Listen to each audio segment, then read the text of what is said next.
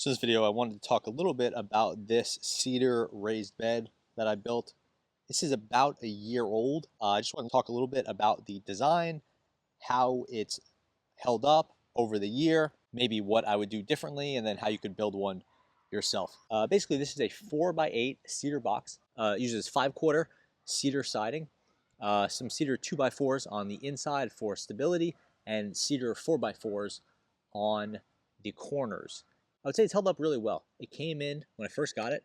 It was a really beautiful cedar color. So that cedar color will fade over time. On this side, it's a little bit less exposed, so it's a little bit more of that original orange cedar, but obviously this stuff grays. Cedar becomes, when it's untreated, it becomes gray. That just kind of comes with the territory, and that's okay. I still think it looks really nice. It's not going to preserve that color unless you coat it. I didn't want to coat it because I might want to eat the stuff in here. There's like lettuce and all that. On the design side, I went with the 5/4. That is a thinner and smaller wood than a 2x6, but it's a lot cheaper. It has the rounded edges, unlike a 2x6, but this is more than strong enough and it's a lot more affordable. So I would definitely recommend considering the 5/4 as opposed to going with like a 1x6 or something thinner, or a 2x6, which is getting very expensive. On the corners, I have that cedar 4x4. This is really beautiful stuff. It's untreated. It's very easy to work with. It looks great. I found it to be quite strong. You don't have to put it into the ground or anything like that. This stuff is really, this is not going anywhere. This box doesn't have to be staked down or put into the dirt or anything like that. It could just sit on top and then you can just dig out around it. It's not going anywhere. I held everything together with stainless steel screws. They're just like a, GRK stainless steel. That way you don't get any rust marks or anything like that. And they've held up really well. They're pretty expensive, but you don't need a whole lot, for this thing. Just need like 2 in each board, and everything is quite stable. In the center, I just put in some of these 2x4s. They're cedar 2x4s, again, untreated. That way you have everything has some stability. You probably don't have to do that since all the dirt is really going to keep things together. But again, it added, maybe $15 or $20 to the price of this thing.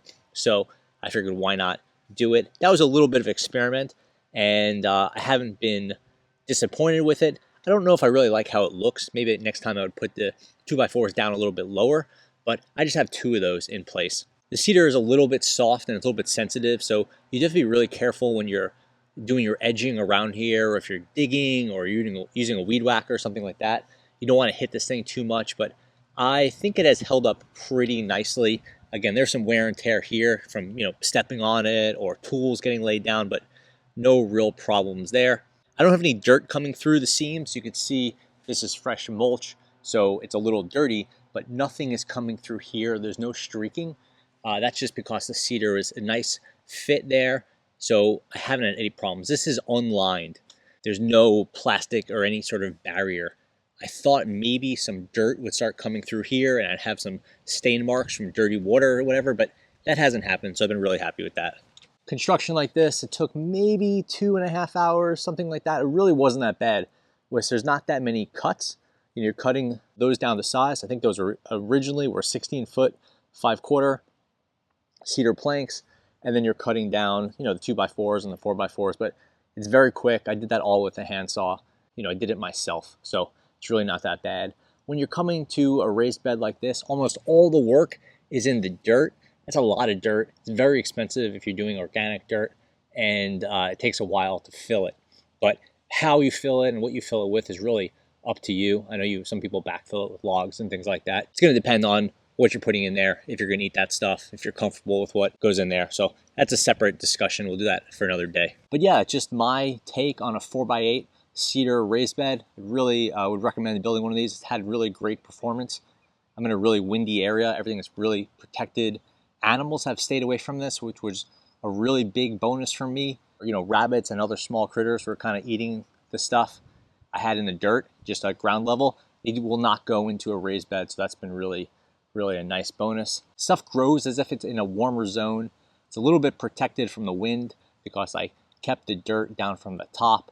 The water drains out really nicely, but it stays wet enough. It doesn't stay as wet as if it was in the ground itself, but it stays wetter than if it was in a smaller raised bed box. There's a lot of advantages to doing this, and you could cover it really easily if you wanted to do a tunnel or something like that.